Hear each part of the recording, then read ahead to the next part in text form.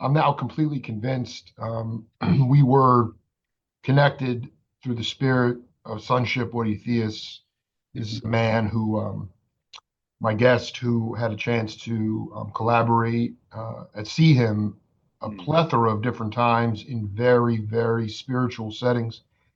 And I have been able to access him on record or maybe a few live videos out there. But at the end of the day, my guest has taken that spirit with him in all his collaborations, in all the different settings of music that he's played with, and he has played with a lot of other heavy cats too. But when you do something, when you pay homage to someone like Sonship, like I did maybe 12 years ago with the Skipper, and then to come back around today or yesterday and just be floored by the opportunity to talk to my guest, who really helped, was granted ascension by sonship. So, Alex Cline, welcome Yeah. back to the Jake Feinberg Show. Thank you, Jake. Good to be back. It's been front of mind for me. I have to ask you about this because I it's another one of my little niche areas. Were you hip to Shelly Mann's band in the early 70s? Because that band, there was a percussionist named Brian Moffett, Madman Moffett, who was out of his mind. Jeffrey Castleman on bass, Mike Yes. Wofford, John Morell. I've interviewed all these guys. I Mm. need you. Did you go? And not even the first time, because I mean, Shelley's talk about that because that band they made an album called Mask. I don't know if you've ever come across that album. Yeah. It's beyond. Yeah. And I'll get into it later, but I wanted you to talk about Shelley because Shelley's spirit is. I mean, Jim Kellner was calling Shelley when he was 16 and Flip would wake him up from a nap and Shelley would talk to him. Shelley was and I just would love that's another that manhole was still pulsating when you and your brother and your friends were Yeah. thriving. Yeah. Now, that's a really great question. And it's very interesting to me that you would tune into that. And I'm really glad that you asked about Shelley. Shelley is somebody who was also a huge influence on me. I think he's one of the great unsung geniuses of jazz drumming. And Absolutely, dude. Genius. yeah, and some of his earlier recordings, one in particular called "The Three and the Two." Do you know that recording? You know? Um, no, no, but I've been listening to the Gambit a lot, which is Oh another good. yeah, Yeah, but anyway, yeah, three, go ahead. Tell me what that. yeah. The Three Yeah. and the Two, which the three is just Shelley and Shorty Rogers and Jimmy Jufrey, Oh my and the two was just him and Russ Freeman, piano and drums. And this was done in the 50s, this recording, and it's so advanced. It's so I gotta go. I'm prescient. gonna I'm gonna be listening to that all day. That's Oh, my go-to. I cannot, dude. Russ Freeman makes me cry on the Gambit. I mean, and okay. Well, yeah. Go you ahead. have to hear this. This is really, I think, one of the most innovative, forward-thinking, brilliant recordings ever, and certainly for the drumming, if nothing else. But Shelley, I'll tell you a couple of things. First of all, the first jazz club I ever went to when I was in high school was Shelley's Manhole, Beautiful. and it remains, I think, my favorite jazz club I've ever been in. Just partly because of the vibe there. It was just so concentrated but casual, very much focused on the music. Yeah.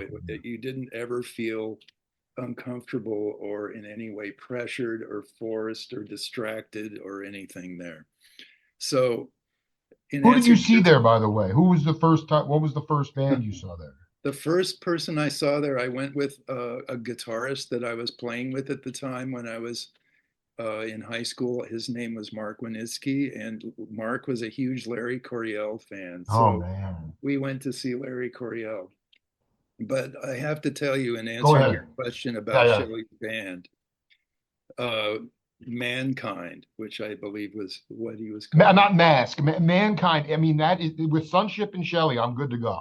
Go ahead. Okay, here we go. Mankind, dude. That's the most important album of my life, buddy. Okay, Yeah. well, one of the things that I benefited from having my twin brother be a guitarist and at the time an aspiring jazz guitarist was I went with him to see countless guitarists. And one of the guitarists we went to see during that time was Kenny Burrell, who was playing at Shelly's Manhole. So we went on the weekend, which meant that whoever was headlining on the weekends had Shelly's band opening for them. And I didn't have any expectations regarding Shelly's band, even though again, I always respected Shelly and Sure, sure. knew of Shelly's work. But I was thoroughly unprepared for this band. So they played the first set, and it was mind blowing. They were so totally amazing on every level. And um, Brian Moffat wasn't in the band when I saw them. He wasn't playing, but Shelly had like a table of different percussion instruments and things that he had started integrating into his playing. And one of my favorite memories of this was on one of these tunes, the band broke into this insanely fast walking bass thing. I mean, like super up tempo. And Shelly just was playing the ride cymbal. He just was completely smoking, just playing the ride cymbal while he casually reorganized the percussion instruments Oh on my this God. table next to You're him. making my year already, man. It This was is the most pulsating. Anyway, go. I gotta it be was honest. crazy. It was Was crazy. John Gross there on Yes, horn? John Yeah. Gross, Gary Barone, Gary um, Barone on trumpet. Was Morel? Sometimes Morel wasn't there. The guitar player. He's the baddest guy. John Morell. Yeah, the guitar player. Yeah, he was playing. Jeff Yeah. Castleman was playing, and Mike Wofford. Well, so I mean, dude, I cannot believe because that was the thing about Shelly's band. And you know this, and it's very different today, Mm-hmm. where Herbie would come in, like we talked about with M1 Dishi, right? And Mm-hmm. then it would be, either Herbie opening or Shelly's band opening, and then there was no intermission. It was just band, band, band, band, band, band. So I mean, I don't care if it was you or John Densmore or whoever went there, you'd walk out of there 6 hours of pulse, rhythm, and Mm-hmm. dynamics. And the funny thing about that Mankind album, I just want to tell you the story because if you know Uh-huh. it, stop me. But because I've just John Gross told me they got into the studio, not sure where it was recorded, but Shelly had booked the studio for 3 days, and Mm-hmm. he said, "Okay, guys, first day we're gonna just run down these tunes, but they were already playing it live, so they knew this stuff." And he goes, "Let's just get loose today, and then we'll spend the next 2 days recording." And so they burned. I mean, they burned through the tunes, and Shelly said, "You know what, guys? That's perfect. We're done. We got this in the bag." They're like, "What are you talking about? I could do that so much better. I could." So after Mm-hmm. one day, they finished the recording, and John Gross and John Morell and these guys were like freaking out, but they were like, Shelly was right because he Uh, he basically took all the pressure off, let them play themselves. mm-hmm. And man, I mean, I've never heard an album. I mean, yeah, there was so much progressive music going on at that time, and Shelly like 3 and 2, the one you're talking about, that was on Impulse in the '50s. I've never heard any. That's some of the funkiest jazz drumming I've ever heard in my life, ever. Yeah.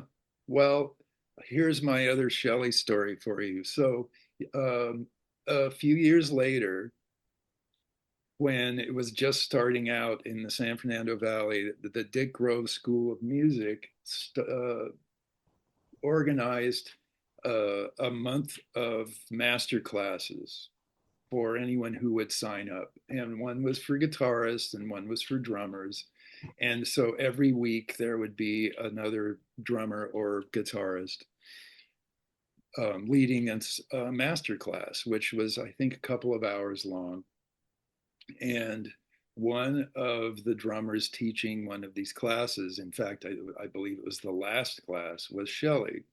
And one of the reasons, and our parents, Nelson's and my parents, signed us up for this. And the drummers segment was in the morning, and then there was a lunch break, and then the guitarist segment happened. And it was really interesting because most of the drummers, even the jazz guys, were really focused on studio playing and session stuff, Hmm. and that was not what my interest was. My interest was, in jazz drumming and some kind of, you know, forwarding, advancing the musical language at the time. So when Shelly got up there, he announced at the very beginning that he said, "What have you been hearing about? A lot of stuff about playing in the studios, a lot of things about playing to click tracks and being able to play all styles." Everyone and these guys were all going, "Yeah, yeah." There were about 30 people maybe. And of course, Shelley was, he was a first call studio guy. So Totally. this is a world he knew inside out. Hmm. But he said, "Okay, I just wanted to tell you, I'm not going to talk about any of that today. Today, I'm going to talk about the art of drumming." Oh my gosh. Yeah. Oh my gosh. So, two things. One was at one point, he never got his full drum set up because he was just talking about just jazz drumming, really. And at one point, he set up his ride cymbal. And he was saying that you should be able to drive a band, swing a band just with the ride cymbal. And he pulled his sticks out of his stick bag and he just started playing ding, dang, a ding, dang, a ding on his ride cymbal, looking around at all these guys. And it's impossible to describe this, but you'll know what I mean.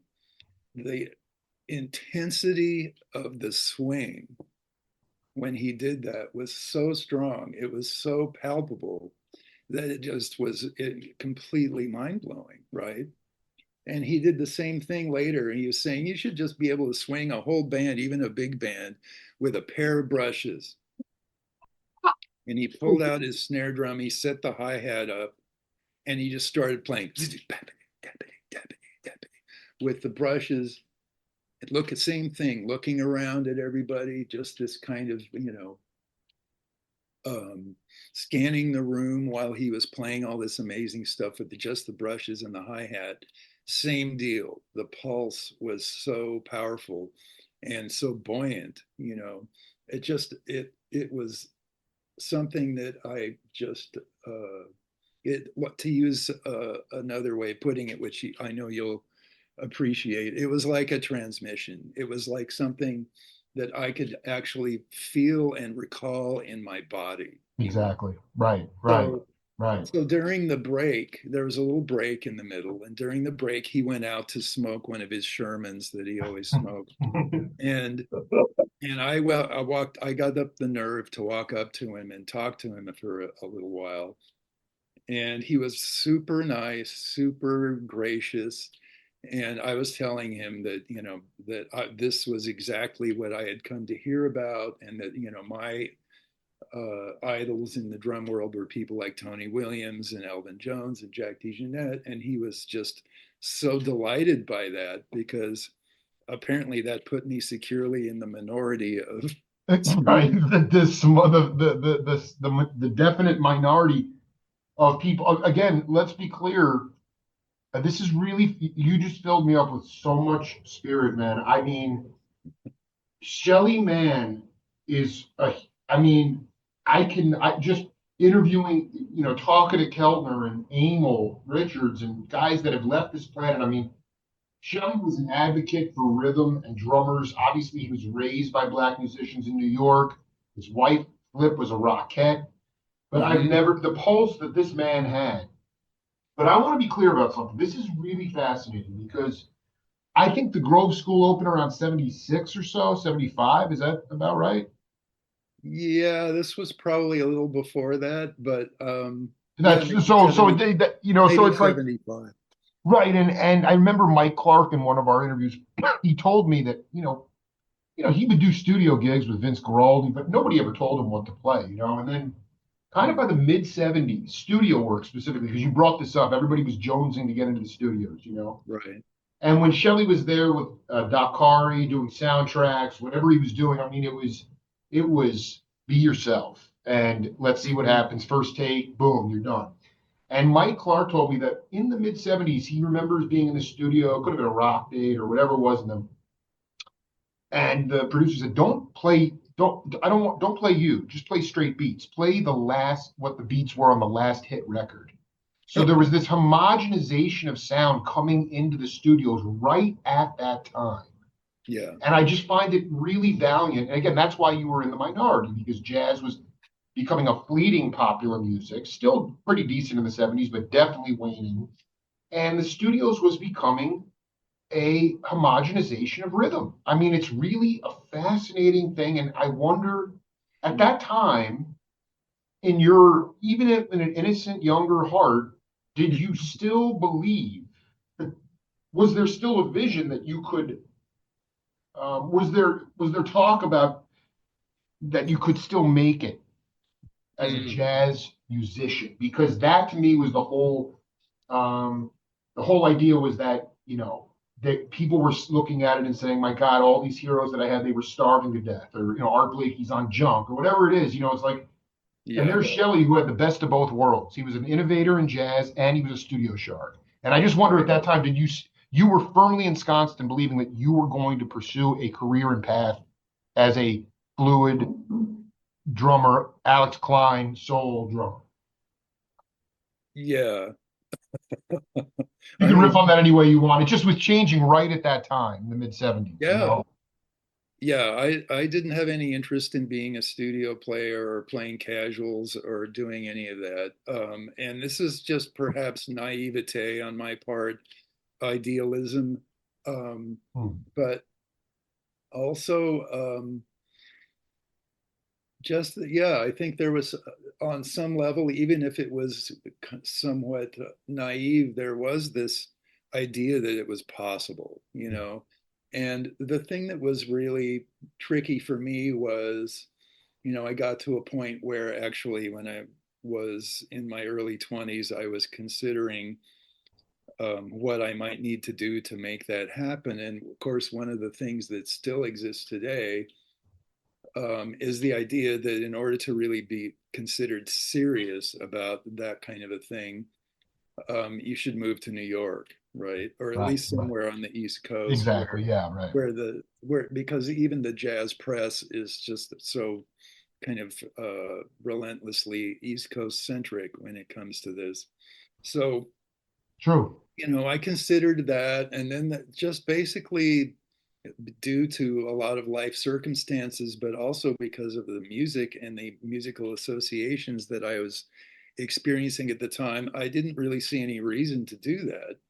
And then later, um, when there were even some musicians in New York who were kind of lobbying to get me to relocate, I had determined by then that actually New York was just not a place I was comfortable with, and that I wasn't going to do that. And that there's a price to pay for that. This is probably true of a lot of my peers who also stayed here. Not all of them did, a number of them did. Um, it's true that then you're not taken as seriously by some people, and you're maybe more easy. It's more easy to be ignored by the press and other people. But my deal was I just didn't care about what the No, I mean, thought. I love You this. know, What I think actually, I mean, you would have been in New York during the heyday. I mean, you would have gone. There was work yeah, everywhere, but it was yeah, changing so much by that. I think you made the right call. And uh, I mean, it's profound that you've had these direct transmissions with these iconic, and I know you're not the first one, but it's like, as a young, formidable person, I have to ask you the name. I have not done, I tried to do as little research as possible for these interviews, uh, but Vinnie Golia. yeah, I right, mean, because that was the name that stood out when I first picked up the record, Not Alone, and then all of a sudden I see all this collaboration with you guys, especially early in your career, and right, you said you had this unbending faith in your vision, and I just wanted you to talk about how he got hip to you. yeah. I was going to mention Vinnie yesterday, but we didn't quite get that far. I mean, one of the things that's interesting about Vinnie, I mean, I met Vinnie in I probably around 1976, and I knew Vinnie's artwork from a number of album covers that I had. He was already an extremely accomplished visual artist, but he had decided that he wanted to play music and moved from New York out here, and we just started connecting, and then we started playing together, and he was definitely coming out of the ACM aesthetic of being able to play a number of woodwinds. But at the same time, one of his strongest influences was John Coltrane. So he's always had this kind of dual identity when it comes to that. Um, and I think he's retained it all this time. But it's interesting because Vinny at the time when I started playing with him was actually, oddly enough, one of the few white guys I was playing with. Uh, and um, Why did you? Oh my! Let me ask you something. He had never actually played in like a, I don't want to say pro setting, but you're saying he was primarily a visual yeah, artist. he's, What? Yeah, he's basically self-taught. yeah. I mean, he followed the advice of, at that time, friends of his like Dave Liebman and Steve Grossman and Hmm. Bob Moses and people like that that he knew in New York. Wow, wow, And wow, I mean, he had the cover painting on Chick Corea's album, The Song of Singing, is one of his. The wow. drawings on the covers of Joe Henderson's album Black is the Color, or the Bar Phillips Dave Holland album Music from Two Basses. These were all um, Golia of Golia production. Yeah, artwork. yeah. Because he used to go to the concerts, for example, at Slugs in New York, and set up his easel and paper and just start drawing. Oh, dude, I knew I've seen his name. I guess it was from that's insane. That's absolutely Yeah, so he was right in the milieu of the culture, really. totally, absolutely. I mean, he lived in the same building as some of these guys in Right. New York. So did Rockalone. Yeah, exactly. So, so he and I started playing together, and he was already friends with John and Bobby. And when he decided that he was going to do his first record, which was in 1977, it's kind of funny to think back on because he had already asked John to do it, and John had said yes. And he told me that he had originally imagined a drummer who had kind of a lighter touch and more swing oriented, someone on the order of like a Billy Higgins style Sure, drummer. sure. But because he and I, that by that time, were playing so much, just the two of us, he wound up asking me to be on the record. And then there was a whole debate about who was going to be the bass player. And at the time, he was playing a lot with Larry Cline, who some people may know went on to many years later. He's a dear friend. Yeah, amazing freaking. He played with Billy Childs, but then obviously went to Joni Yeah, yeah, Mitchell and everything else. Yeah, right. And he became a big in demand bass guitar player and sure. married Joni Mitchell for a while and all of these things. But he couldn't make the session. I believe it's because he was on the road with Freddie Hubbard at the time. That's right. So we talked about bass players to get and settled on Roberto Miranda. And that became the quartet that recorded Vinnie's first record called Spirits in Fellowship in the fall of 1977. And as they say, it's kind of like the rest is history because one of the things that really I think has always really characterized Vinnie is that he just had a lot of drive. I mean, his aspiration to do what he does was really, really strong and also generated a certain amount of ambition in him.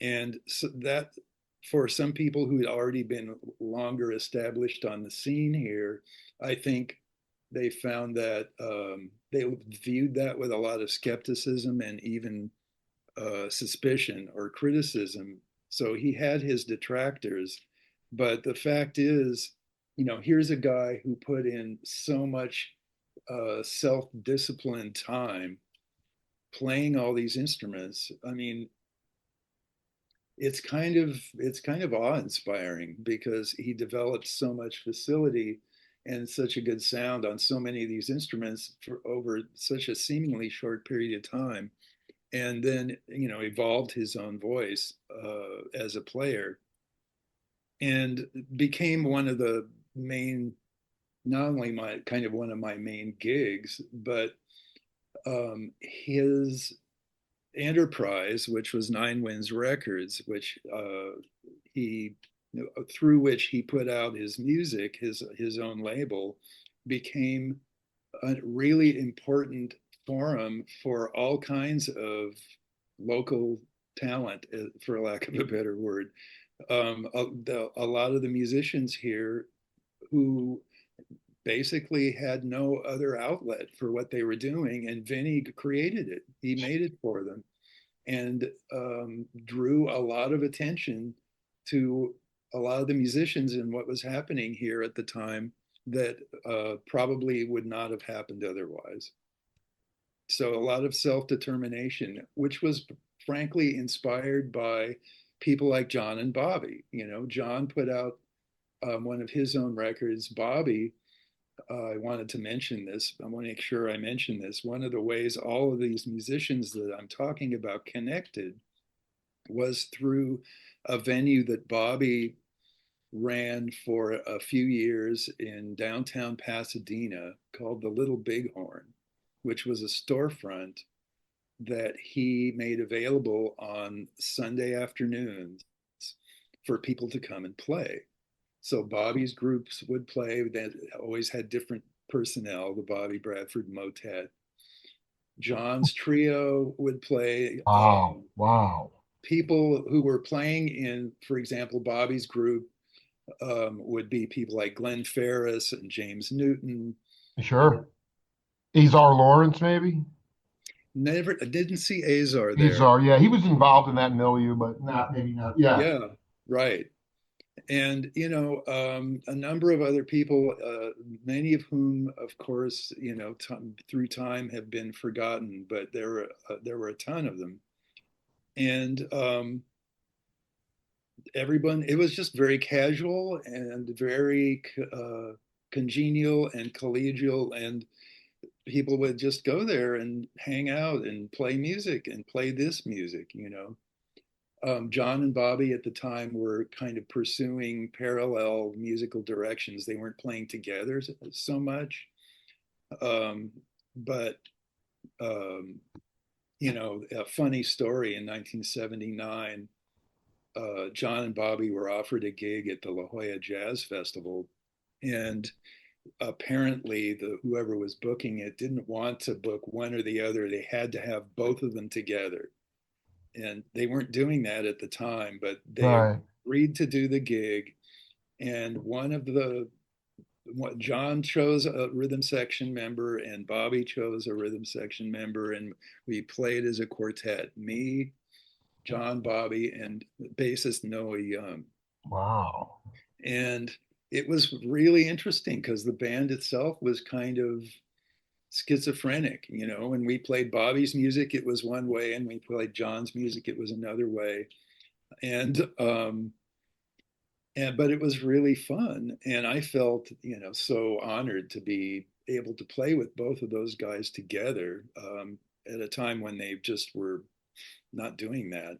And anyway, I wanted to mention the Little Bighorn because that, and then of course, but I already mentioned the Century City Playhouse concerts that Lee Kaplan was presenting, Oh, became ways for everyone, musicians and listeners, to connect, because there was no, you couldn't go online and get information. You couldn't find it in the newspaper. The LA Weekly, or free papers like that didn't exist yet.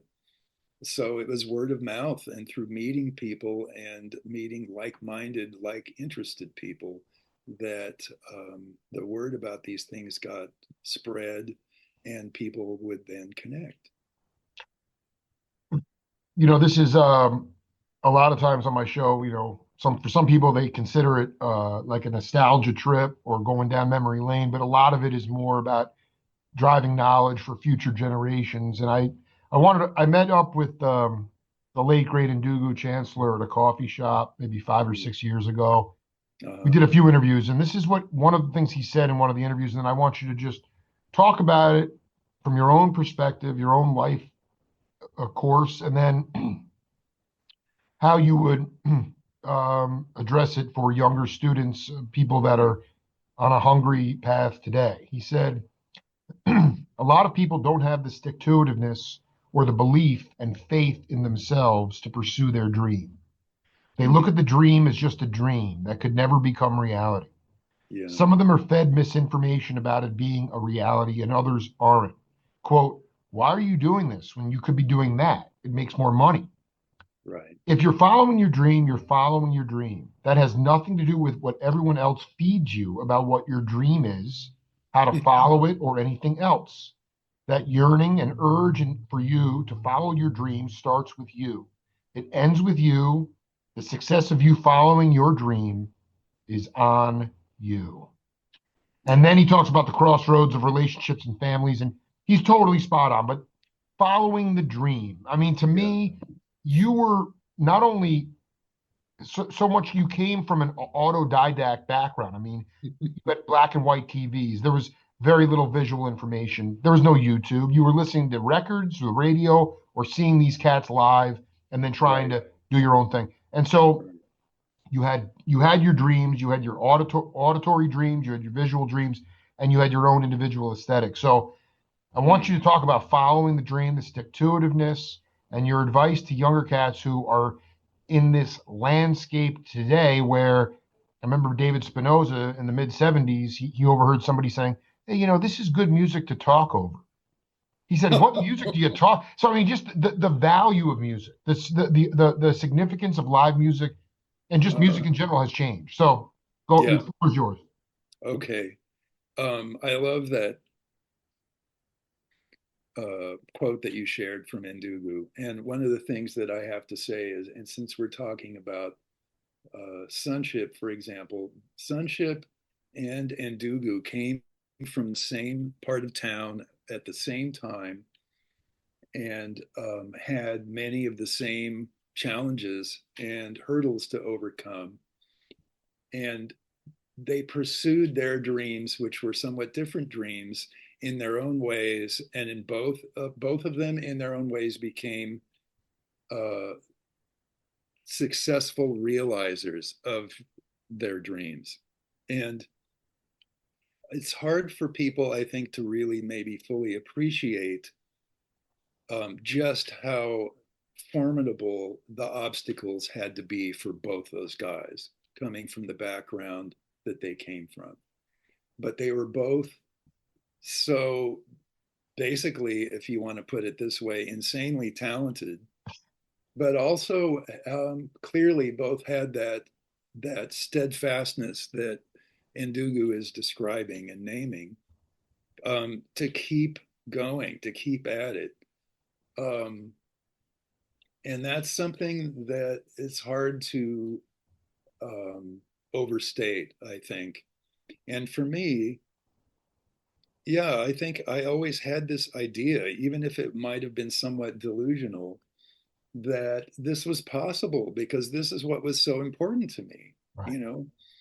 And I think one of the key factors here is something that we've already mentioned, which is the support and encouragement from elders in the music, and in this case, also just on this particular in this particular part of the world at that particular time.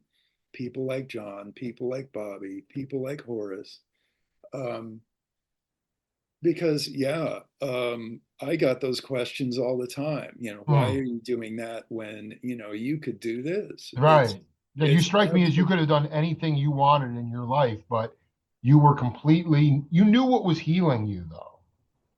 That's an interesting way of putting it. Yeah, I think you're onto something there. I Yeah. mean, one of the things that, oh, and I did a few studio things just for, reasons that were hard to fathom at the time. I got called to do.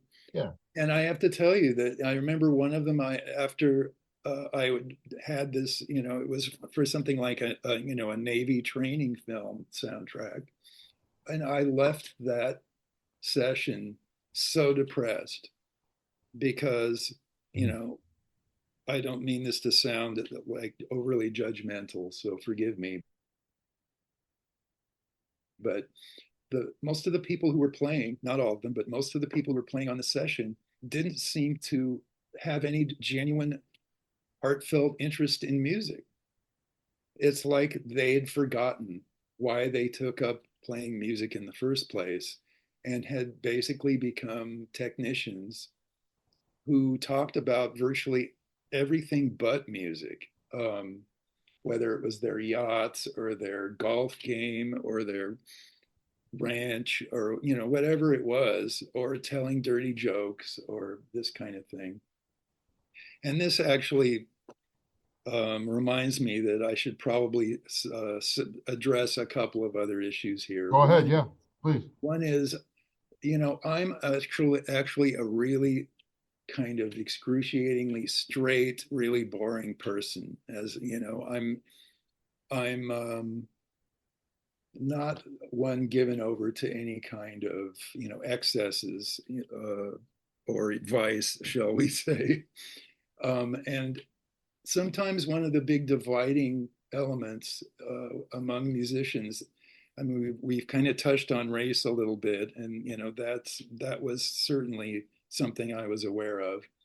But also, there's sometimes an almost insurmountable division between the stoners and the non-stoners, or the users and non-users, or the people who maybe have a problem with drinking and those who don't. And um, I became aware of the fact early on that the fact that I was kind of such a stick in the mud when it came to that kind of stuff, that that I had a hard time feeling that these people, some of these people felt they had a hard time connecting with me if Absolutely. we Right. didn't have those elements in common. Because there's a real camaraderie that can happen among people who share the same kinds of substances and things. So that was an element at times as well. And among some of the what people might call like more Hollywood kind of guys, one of the things that some of these guys really had in common was how much they like to drink. So I couldn't connect well on a personal level with some of those guys or on a musical level. So that was actually very confirming for me, but it was also kind of distressing. On the other hand, I should also mention that it was something of an awakening for me to discover that many of my heroes in the more creative jazz world, um, despite sometimes the what seemed like spiritually focused and oriented material they would present to the world, were people who had severe substance abuse problems Hmm. and were like basically total train wrecks as people. Absolutely. And that was really disillusioning for me at first. Can we, I want to talk, this is so important because you're just waxing poetic about this. And I think back to my interviews with Chuck Rainey and Lee Sklar, Oh, yeah. both guys who came up in the studios at a different time in the studios. And then they got into the 70s where there was just a Oh, lot yeah. more debauchery and excess, and they Right. channeled the same things. Guys would come in, just be a lump on a log, just do their part and leave. Or the idea of working with an addict in the studio was such a drag. But Yeah. it's funny, I was a few years ago, I was commissioned to do as many audio interviews as possible for a documentary that I hope sees the light of day, but I fear will never. on Mm. Stan Getz. And Oh so yeah. I interviewed everybody from David Amram to Huey Lewis to Kenny Barron to this. I mean, Dave Holland about Stan. And it's interesting because if you just talk about not even music or the studio scene, or you were talking about that division between teetotaler, straight cat versus, hothead or whatever, Yeah. And in the 50s, because of Bird, Yeah. there was that misconception. Oh man, if I want to get that sound, I need to be on junk. So if you Right. weren't on junk, you weren't trusted. And so it's Right. always been in that vein. And hey man, I smoke a little pot. I have a couple drinks once in a while. I mean, like I'm not an addict, thank God.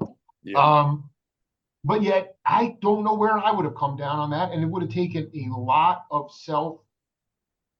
of fortitude because you could really, I mean, okay, you also are an artist. Like the bottom line is that Navy film soundtrack, you wouldn't have. I don't care if you were getting union wage for the next 10 years. You would have killed yourself doing that stuff. You hated that stuff. So, but the idea of having the community around you, Mm. and maybe desiring that, but then realizing well, this is not what I want or feel or believe in, and I don't even respect a lot of these guys' lifestyles. It would just be pulling. It would just be being pulling you kind of like Gumby, getting pulled in half. And I give you a lot of credit for staying the course Mm. because, yeah, man. I mean, Stan Getz was a total sociopath, and he Yeah. never knew where his sound came from. And the stories, I went to Shadowbrook and spent 4 days with his wife, Monica, who just passed away this past weekend. Mm. And, we're talking about a guy who had gold records, Girl from Ipanema, and he's in his house choking her to death with a telephone cord. I mean, this is the life of an addict, the Yeah. nexus of Yeah. genius and addiction. So you Yeah. decided to stay genius without addiction. So Well, anyway, man, yeah. it is what it is. Yes. And that brings to mind a couple of things. One was that um, I reserve the term genius or musical genius for very few people um, whenever possible. Yeah. And two of the people that I've made a lot of music with in my life, um, whom I would unreservedly describe as true musical geniuses, were people who had respectively substance abuse problems and which killed them. Hmm. One was Julius, and the other was Eric von Essen. And Wow. um, and to give you an idea, and I know I shared with you some music that I did here in town along now a number of years ago with the late Joseph Jarman. You Mm-hmm. know, I remember when I first met Joseph Jarman, who was one of those people that I really kind of idolized. He came to say hello to George Lewis and Douglas Ewart, who were staying at my parents' house. What? Yes, while they were doing gigs here in the area, That's amazing. and um, and he was a total train wreck at the time. I mean, Mm-hmm. just sad, tragic.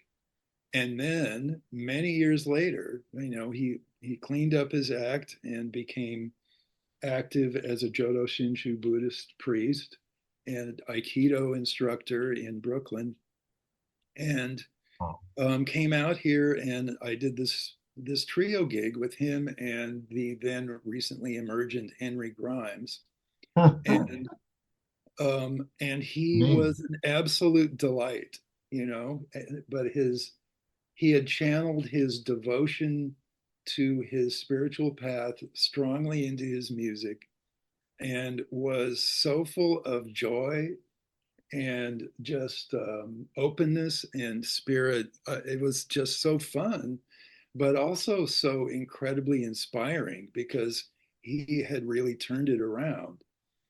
And I was so happy that I got to have that experience. This is why one of the reasons why shortly after he passed away, I did this tribute project to him, playing a lot of his music um, with a group I called the Limitless Light Ensemble, Hmm. so named after Amitabha or Amida Buddha, the Buddha of limitless light, which is um, with the who, if you want to put a personification on it, is the focus of Jodo Shinshu Buddhism, which um, We'll do that in was the set path of three. Yeah, Joseph. well, no, we'll get into that. Yeah. Yeah, but anyway, um, yeah, for whatever reason, even back in high school when everyone around me was getting stoned, I just wasn't interested in that, Right. Right. I and did. and that kind of in some ways increased my alienation, but at the same time, you know, admittedly, some of that probably was based in my own fear, but it's kind of funny and ironic that I found out years later that many people that I went to school with back then were operating under the assumption that I was just totally stoned all the time because they didn't That's, oh recognize my God. Man, go because they, ahead. Yeah. well, aside from my friends, they just didn't recognize serious depression when they saw it. Well, I mean, possibly also it was, I mean, I think Lenny White said it best to me. He said, you know, when you're on any kind of drugs and you're playing music on the drum kit, especially, you're not really sure where stuff comes from. Mm, So I've always, he goes, I've never done a drug in my life because I've always wanted to know where the music, it came directly from the source. mm, And I guess maybe my question for you is because I don't care if it was Richie Byrack or, mm, Steve yeah. Swallow or Chuck Israels, all these cats that I've interviewed about Stan. Stan was, they said he was a melodic genius. He wasn't an innovator. He didn't write a lot of songs, but he was. And so I ask you, because you hold that word in high regard, in Mm. your mind, what is a musical genius to Alex Klein? Well, in the case of the people I'm thinking of personally, so that would be like Julius and Eric, Right, John Carter, right. people like that. It's people for whom the the music seems to not just flow out of them, but that they have on some level, whether it's intuitive and or intellectual or conceptual, like a deep connection with and familiarity with how the music manifests, what the language of music is, like a fluency in that language. It isn't necessarily always an effortlessness, but it's a willingness to fully dive into it and let it inform their lives in a profound way. So, Wow. someone like Julius, um, he would just like pull out a sheet of paper and just start writing. Right. It was like And automatic writing that was just coming yeah, through. Yeah, right. and I remember when we were on our way to a recording session for this trio record that never came out, with him and me and Baikita. And we were in the truck with all my gear in it, going to this studio in Manhattan somewhere. And Julius just was sitting in the passenger seat up there, just like starting to write stuff. And when we got to the studio, he like put it up there for Baikita, and he said, "Let's like play through this." And they played through it, and then we recorded it, and it became the opening theme of all our gigs from that point on. Wow. And he was just one of those people. Eric, on the other hand, was somebody who had such a profound um, both intuitive and intellectual grasp of the mechanics, but also the aesthetics and emotional content of music, that he could not only compose amazing things, but he had facility. I mean, his first instrument was tabla, but then piano, guitar. Later, when he was in his early 20s, I guess, bass, then cello, chromatic harmonica, in the style of Toots, right? Right. Um, that's how he actually introduced himself into the straight ahead jazz scene here in town, because there are already a lot of bass players working. So he would just go to these clubs and sit in playing blowing solos on the chromatic harmonica. You know? So Got to this get is in, man. You got to get Yeah, in. well, Yeah, and yeah. this is one of those things that you just can't explain Right. unless you want to entertain the idea of past lives or anything like that. I mean, look at Tony Williams as a teenager. How do you explain that? It's You crazy. can't. Well, no, I Yeah, also want to be clear that this Julius example is really fascinating because you talk about informing your own life. And it's yeah, the idea there of not forcing it, but when inspired in the moment, maybe it was just a drive to the studio, but somehow at that time, in the moment, he had a creative force. And yeah. then all of a sudden, because it was so in him, it came through him, and that became an opening homage to every show you played after that. That to me Yeah. is that is timing, divine timing and Mhm. truth right there, which is part of, and a genius needs to recognize when information is coming through them, and not forcing it, and my other thing, there's so many, I mean, we're gonna have to do set three, but I just like, I I wanted the other thing about the studio versus your recordings, Mhm. um, and a lot of the guys that you've played with.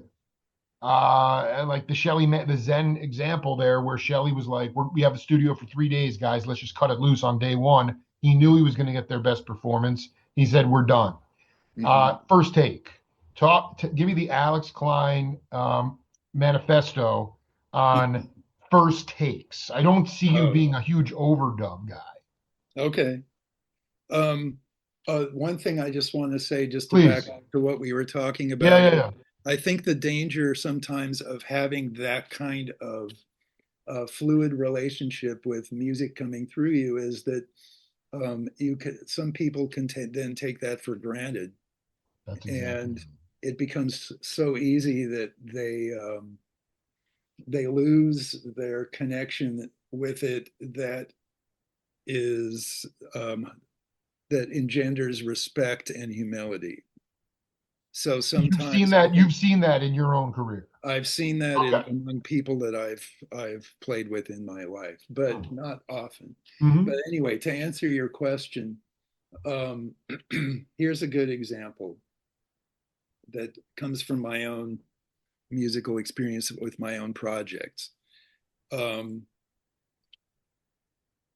I, a number of years ago, recorded an album of my music called Continuation, and this was with a group that I put together just for the occasion because I imagined that it would work really well together. Sometimes being a drummer gives one the advantage of having a real sense of how people might not only play one's own music but play together, because you are involved in the interaction with all these people in a way that it's not like I just get to blow a solo and then stand there and listen. Exactly. Right, right. So this was a group with um, Jeff Gautier on violin, Peggy Lee on cello, Myra Melford on piano, Scott Walton on bass, and me.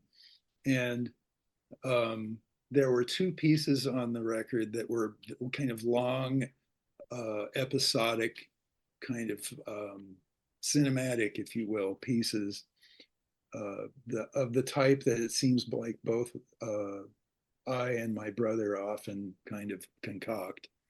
And both of those pieces on the CD, which is now, you know, Dinosaurville, the CD. No, Uh, nothing. It's all timeless. Yeah. yeah, Yeah. though both those much more kind of long and involved and challenging tracks were first takes. And Wow. that whole recording session actually was one of the smoothest, easiest, most stress-free recording sessions of my own music ever.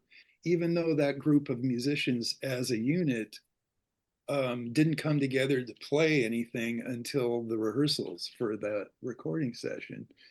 And it was just one of those things that clicked and worked, and everyone fully understood what I was trying to do, and they just made it happen. And it was amazing for that reason alone. So, yeah, first takes sometimes they just have something, and maybe it's a little edge, or maybe it's the lack of edge. Whatever it is in the moment, sometimes, yeah, sometimes there's just more concentration and maybe even a little bit of uncertainty, but a lot of uh, maybe it's a little more intensity in that first take. Um, but I don't know No, if that. I mean that's that. I just feel like there's, and this goes back to sort of the studios, thinking about Shelly Mm, and the idea that, um, this idea of in today's world with having all these home studios and people just sucking all the soul out of the music because mm, either they're putting it together piecemeal. I mean, it's the other part of it is there's a couple points of view. Not only mm. just first takes, it's everybody in the same room at the same time, and then Yeah. obviously miking techniques. But I don't want to gloss up. We have to get back to that. But I do. The final question I have for you, because when I friended you on Facebook, still waiting for your friend. I'm still waiting for you to accept my request. But I never look at it, so it's all right. sorry. No, but you will. Anyway, so one of our mutual friends, somebody who I not only have profound respect for as a musician, but I'm in love with her. I just wanted to know when you cross paths with Carmen's staff. Brilliant pianist. Don't know her. Sorry. You guys are friends. Okay, so Okay. yeah. So before I let you go, I wanted you to talk about your concept of love Mm. and how you best bring love to the world today. Oh, wow. Um, well, one thing I guess hasn't come up yet is that in terms of a specific and decided spiritual path or spiritual practice, I'm a student of the now late Venerable Thich Nhat Hanh. Are you familiar with him? Very much, yeah. Okay. And I'm actually, well, I was ordained into the Order of Interbeing, uh, how long ago now? 16 years ago. And had the great honor and fortune to be invited to become a lay Dharma teacher in our tradition, which is, to be specific, the Plum Village Community of Engaged Buddhism. That was maybe 3 years ago. I received the lamp of transmission to become a lay Dharma teacher. So this is the focus of my life and my practice. And love, true love, according to Thai, as we call him, um, is comprised of four elements, which are what they in Buddhist parlance would be the four Brahma Viharas or the four immeasurable minds or divine abodes, which is loving kindness, compassion, joy, and equanimity or inclusiveness. And one of the things that has stuck with me is that Thai often defines true love as being the same as what we call understanding, and that you have to have understanding in order to really experience and know true love. So for me, love is very much about understanding, and it's about trying to cultivate and embody those qualities of loving kindness, joy, compassion, equanimity, inclusiveness, so that the interrelationship or interbeing, if you will, with all life, all beings, all creatures, um, is expressed through care, through compassion, and through um, acceptance. Life as it is. Um, so it isn't just about something personal or individual, it's a collective awareness. Absolutely. And I want to ask you, do you feel like I think this is really important? I'm a Taoist. I received the Tao Uh-huh. maybe Oh, 12 or 30, nice. and it was my first spiritual transmission because I was, like you, brought up in a pretty agnostic household. Yeah. So it had a profound effect on me, really set me on my sonship kind of path. Um, but I wanted to ask you, do you feel like you've evolved to a point where you've been given these responsibilities? A lot of times you see these stickers on cars, be kind. You Oh. refer to one of the tenets, loving kindness. And that Mm. is very flowery because you have to have self-love in order Uh-huh. to give that. And Right. I just wonder about your journey as it relates to self-love, and if you have been given these responsibilities in the last few years because you've been able to you know you're not like you've been caught in the doldrums of teenage depression and things like that, but that your self-love has been curated to a point now where you can identify with the tenets that your teacher uh, espoused. Mm. Wow. That's a really, really insightful and deep question. I would have to say that self-love for me has been one of my biggest challenges. Um, and that it's ongoing as a practice for me. Yeah. I've been incredibly fortunate in so many ways. And one of those ways is to have many wonderful teachers who are exemplars of exactly what you're describing in my life. So some of them are monastic, some of them are not.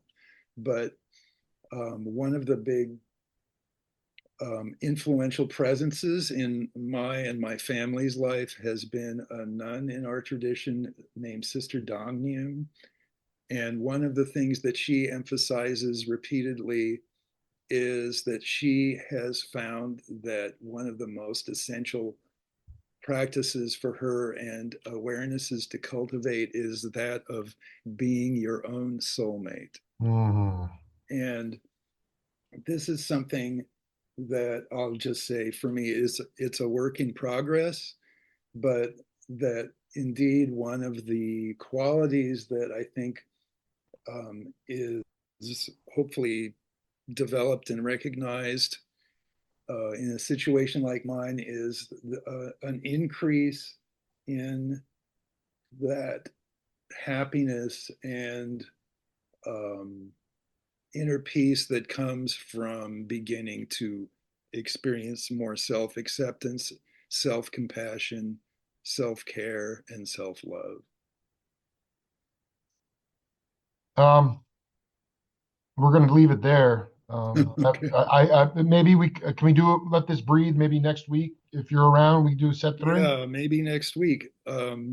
Let's talk, Yeah, calendar. we'll email. I know we were all glory to sonship and all those who, because you talked about, that's where I kind of want to pick up the interviews in the liner notes again of Not Alone. You talked about not feeling empty, knowing that you are um, taking the path of those who came before you Mm, in the holiest way, as a musician, and that to me, um, that's the only time I feel. I mean, having these transmissions and knowing that these interviews and the transcriptions of some of your stories that go out will inspire people. If it inspires one person to pick their mhm. instrument back up again, or not take their own life, or Yeah. find a new path, then I've done my job, man. And it always gets reinforced connecting with spirits like you. So yeah, we'll Uh, be in touch, man. This is I've done 8 interviews with Keltner, so we got a long way to go.